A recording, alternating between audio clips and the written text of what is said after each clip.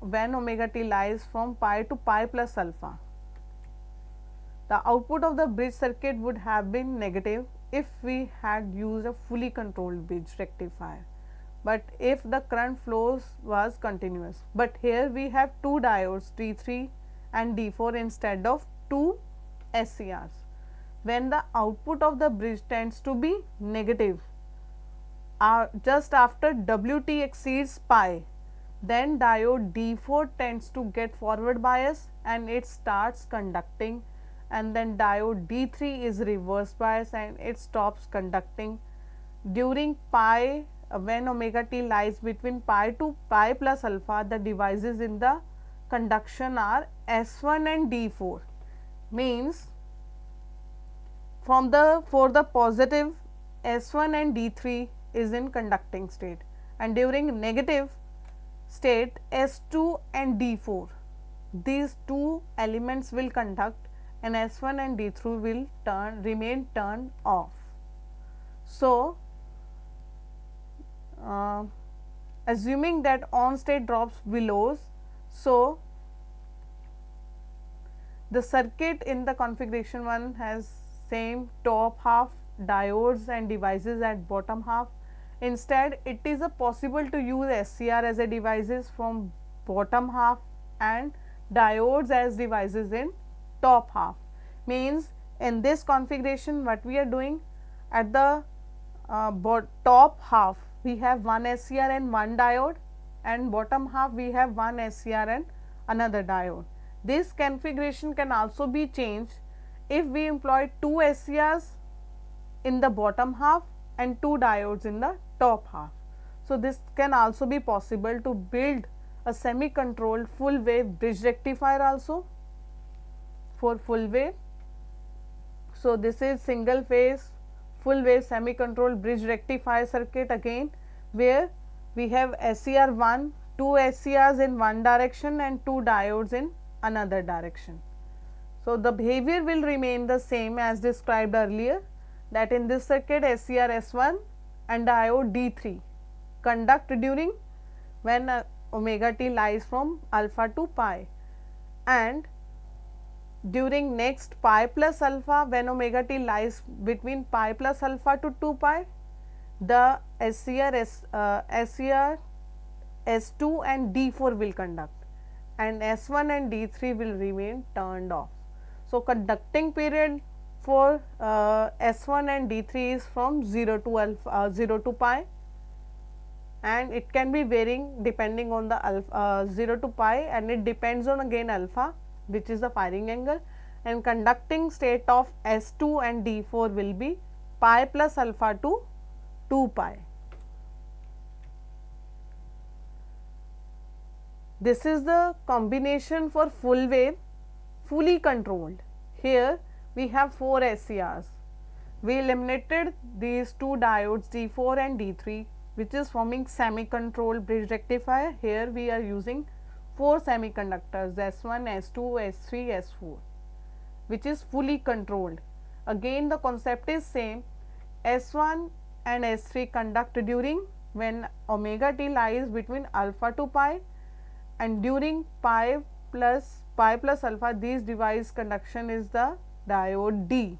This is a freewheeling diode, and at the output of the bridge clamp to 0, during pi plus alpha to 2 pi, the devices in the conducting states will be S2 and S4, and D will conduct during 0 to alpha. So, over here S1, S2, S3, S4, these 4 SCRs from fully controlled bridge circuit, and diode D acting as a freewheeling diode, which is used to conduct in the time duration 0 to alpha to bring the output of the bridge clamped at the 0. So, this is the waveform.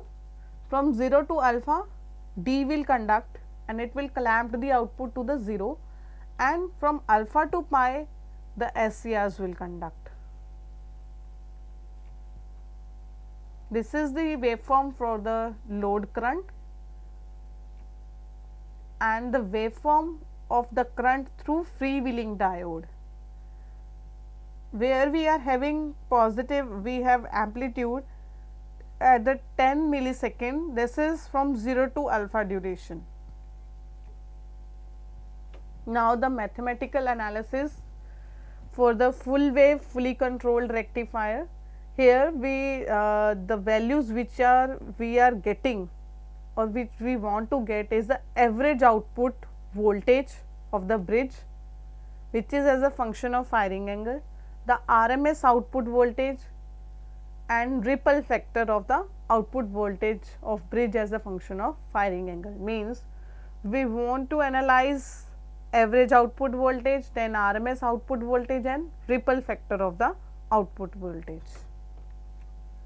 So, here the first expression is for average voltage, which will be comes out to be E by N into 1 plus cos alpha, RMS value which is just E into multiplication of under root pi minus alpha upon pi plus sine 2 alpha upon 4 pi. This expression is for RMS value, and last is ripple factor, which is the square root of RMS value voltage square at the alpha instant minus average voltage value square at the alpha instant divided by 2 e pi, which gives the ripple factor in the rectifier circuit. So, the circuit operation of single phase fully controlled bridge rectifier with resistive load, the operation of this can be understood more easily when load is resistive. The analysis is based on the assumption that SCRs are ideally controlled switches. It means that when SCRs are on, the on state voltage drops are 0, and in off state the leakage current is assumed to be 0. The main purpose of fully controlled bridge rectifier circuit is to provide a variable DC voltage from an AC source. Means that over here the circuit analysis taken from for the resistive load, and further we are taking the SCRs in ideal condition as a ideal switches. It means that when SCR is on, the on state voltage drop is 0, and when it is off, the leakage current is assumed to be 0. Means we are taking that these SCRs as a ideally controlled switches. This is the diagram when we are not using freewheeling diode. Again, this diagram is the same. We have 4 SCRs and it is fully controlled single phase SCR bridge rectifier. The concept is same. During alpha to pi instant, when omega t lies between alpha to pi, S1 and S4 SCR will conduct, and during pi plus alpha to 2 pi, S3 and S2 will conduct. So, in this way we will get full wave rectification, and it is fully controlled because we are using SCRs. Further, the conduction angle or firing angle or alpha instant can be varied by changing the gate triggering pulse to these SCRs. And in this case also the load taken is as resistive load, where the current and the voltage both are in phase. So, in this circuit we have 4 SCRs, which is preferable, and it has 2 pairs of SCR S1 and S4 forming one pair, and S2 and S3 forming the another pair. And for this circuit the source is marked as Vs, and it is a sinusoidal voltage source. When it is positive, again the SCR S1 and S4 can be triggered, and the current flows from Vs to SCR S1 load and SCR S4 and back into the source. This will be the path when we get positive. When the input AC signal is positive, the path is the current flows from Vs, then SCR S1, then load resistance R, and then SCR4 and back to source, and during the negative half cycle other pair of SCRs will conduct, and they also forming a closed path. So, even though the direction of current through the source alternates from half cycle to another half cycle, the current through load remains unidirectional. Means that over here the direction of current through the source, it is alternating. Sometimes it is from source to load and load to source, but the current which is flowing from through the load, it will remains unidirectional. There is no change in the direction of the current which is flowing through the load.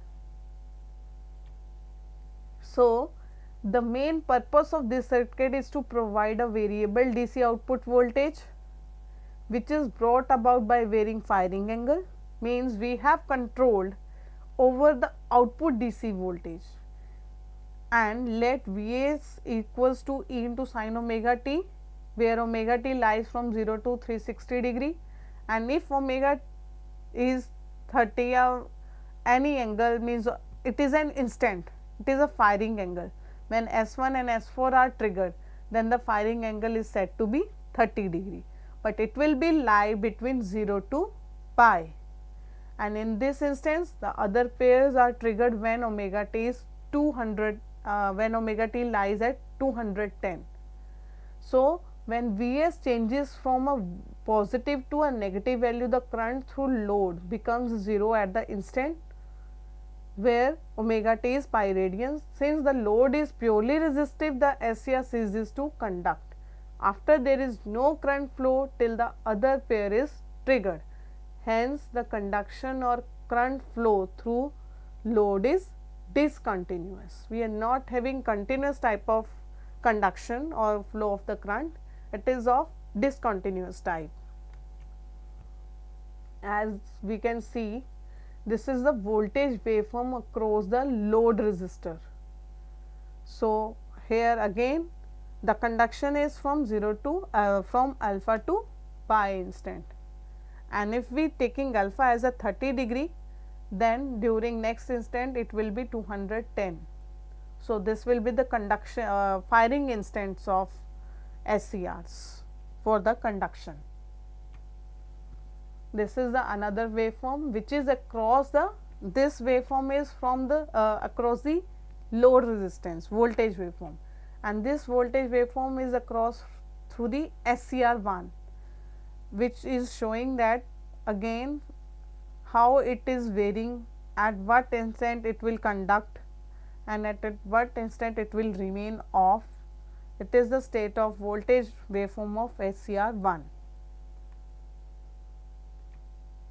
So, the role of rectifier circuit is to provide a DC output voltage from AC sinusoidal source, and the rectifier output is not purely DC, it sometimes it contains ripples superimposed on its DC components or DC contents.